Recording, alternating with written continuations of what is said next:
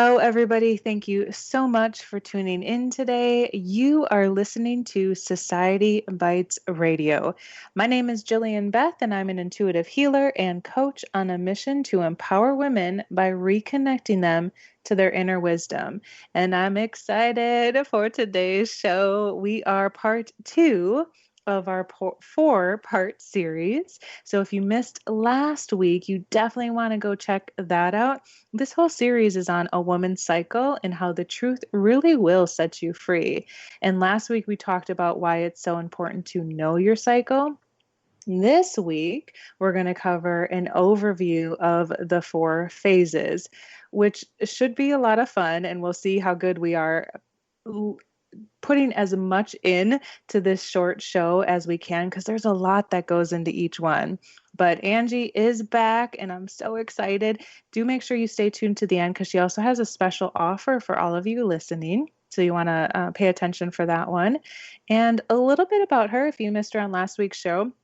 She is a coach and an NLP practitioner who works with people who want to get more out of life, whether that's their life decision, confidence, relationships, or other areas that they're experiencing procrastination, comparison, stress, confusion, or unhappiness in. And I think we can all relate to that at different times.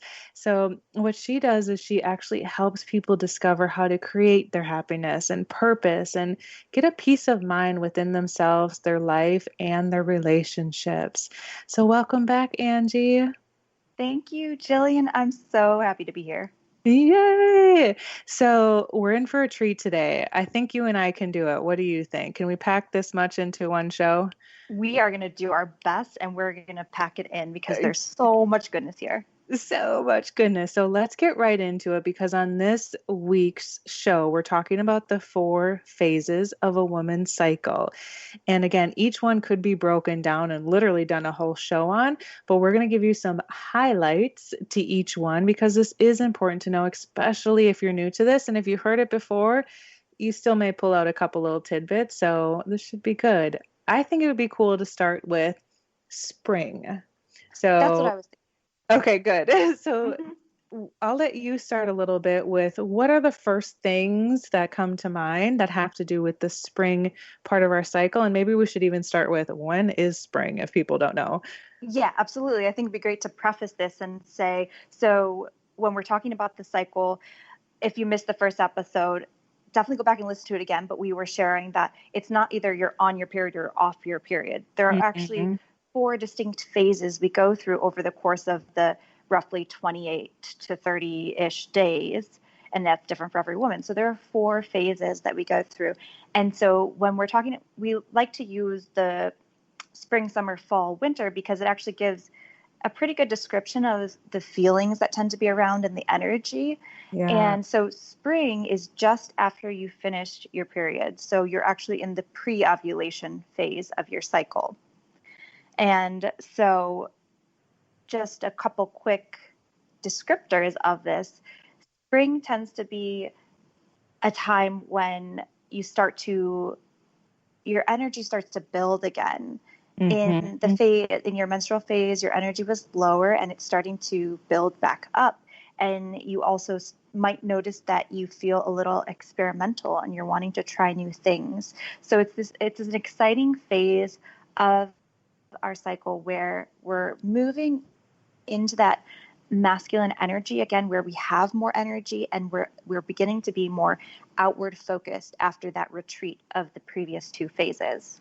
Yeah. And I'm so glad you brought up the masculine energy again. I know we kind of touched on it a little bit on the last week's show, but this part of the cycle, this phase, and the next one we're going to talk about, summer, is definitely more masculine, energy driven. So when Angie was talking about experimenting, love that word. It's also, if you think of springtime, it's about planting seeds.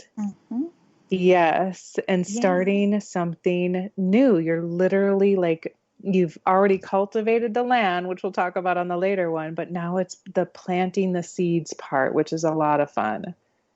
Absolutely. And even though this might be around day 6 or 7 of your cycle, if you're thinking day 1 is the first day of your period. So for a lot of women, this feels like the beginning of the next cycle. And some women look at it as your period is the beginning of the next cycle. So you'll tune in and feel what feels more true for you. But you're around day 6, 7, you start to move into this pre-ovulation phase where you're transitioning into those masculine energies, and you begin to have different mental abilities where you can multitask more easily and you can deal with Yes. details that were very difficult to deal with in the previous couple phases. So this is a time when you can start to use it to know, okay, around pre-ovulation is a good time for me to go into the details of a project I'm working on, for example, Mhm. and you'll really be able to have the capability to do it and to do it quickly and easily. Yeah, and even thinking about, I don't think we mentioned on this show the inward outwardly. Yes. So the dealing with the details, doing the multitasking, that's more outwardly, that's forward focus, that's a more masculine energy. And the cool thing is, what you'll start to see if you're not as familiar with these different phases is how much they really work together, because you couldn't focus on these details unless you were clear about what you were focusing on, which comes from the phase before. So it's a really fun time to, like Angie said, experiment, and maybe you want to try new things, and you're feeling free and like you want to multitask and do so many different amazing things. And I want to take a small, quick side note as well and just say that, yes, these are general emotions and feelings and things that may be happening that we found. And because everybody's cycle is different. And even if you're on birth control, because I know there's many women out there on birth control who are listening, you still tend to go through these different phases in your cycle. So it's still a really good idea to pay attention to how you're feeling at a certain time. Yeah, that's such a great point. And for people who are experiencing a lack of their period, you'll probably still cycling, and what you could do is tune into the moon and how the Yes. moon relates. So for spring, this would be first quarter, I believe, because pre-ovulation is the quarter, and then ovulation and menstruation would be the full in the new moon. So you Hmm. can tune in that way. So if you're in menopause, you can still tune into how you might be cycling a little bit with the moon. Yes. And the cool thing that I found, to just hopefully not totally confuse people, but it was really fascinating when I started tracking my own cycle and realizing that, oh, interesting. Sometimes I'm bleeding on full moon and sometimes it does a little shift. And now Mm-hmm. I'm bleeding on new moon. So even within that, when we're talking about the feminine and being in flow, that too can change, which is why, it is important to have fun with it. And speaking of fun, I think we should move on to summer. What do you think? Yes. Yeah, so summer is ovulation time. Tell us a little bit about that, Angie. So you'll transition into ovulation time around day, I want to say 12-ish. Am I getting that number right? Yeah. Okay, it Yep. was slipping my mind. So you'll transition around then, and here's where your energy is really, really starting to peak. And this is a very outgoing time of your Mhm. cycle. This is a great time to plan collaborative things, to do social events. You're especially empathetic during this time, and you're also a super attractor. It is crazy Yes. now that I'm aware of this. I will notice so many compliments during this time, receiving more things from people, like having people buy you drinks or coffee, or people are more flirty with you. You're seriously like walking sex during this time. You're super Yep. attractive. Um, Which so is also kind of a funny thing to note too, if you think about just the animalistic nature, in a sense, that we yeah, as humans even have, where ovulation is when it's prime time for somebody to get pregnant if they're trying to, or even not trying to, and you're not aware of it. So it's like it's kind of cool to me that it's even at that time is when I swear the pheromones are on like 100%. And as you mentioned, people are just, giving you compliments and you're feeling confident and sexy and flirty and all the fun stuff. yeah, absolutely. There's a higher levels of confidence during pre-ovulation and ovulation. It comes more easily, and Yeah. you believe those good things about yourself more easily during these times. So it's a great time to practice your affirmations. They're even more powerful. Whereas in other phases, you might be more critical. So it's a nice time to really make them even stronger for you. And in one of the books we'll talk about in the next episode, this phase is also called the expressive phase because you are expressive and very communicative with people.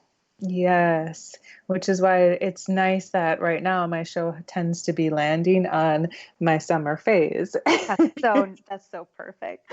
It wasn't always that way, but it flipped and now it is, which is awesome. So it again, ladies and men out there listening, it is good to understand this. It is so incredibly important in my very humble opinion. And here's that word again, powerful, which is going to be heard many times throughout all four of these shows.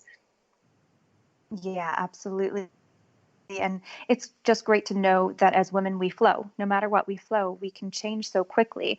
So that alone, whether or not you have these characteristics of these cycles, which my guess is you will begin to notice that it is pretty textbook, but it is, again, it varies per woman. So Mm-hmm. just knowing that you do flow, you're not a man.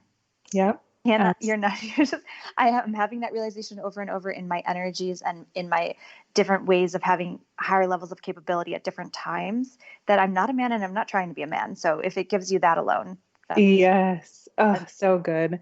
Well, and even like you mentioned, and we're going to go into the next one here in just a second, but I want to bounce back to what you said a moment ago, Angie, which is about being more critical of ourselves. And what's fascinating to me is that during these first two phases, spring and summer, where we do have more testosterone going through us, it's more masculine energy oriented, we aren't as critical of ourselves and we can take criticism easier. Mm-hmm. Whereas during the more feminine parts of our cycle, fall and winter, it's good to know these things, because if somebody says something to you and you take it a certain way, and by you, I mean me, because I've caught myself doing this so many times, it's like, oh yeah, this is where I am in my cycle. Probably not as harsh as what I'm initially taking it as.